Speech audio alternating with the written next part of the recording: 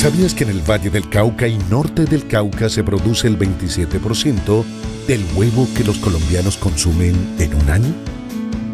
¿Sabías también que este alimento es el más completo después de la leche materna? Los avicultores ofrecen día a día un alimento fresco y nutritivo para asegurar un futuro saludable a las generaciones venideras.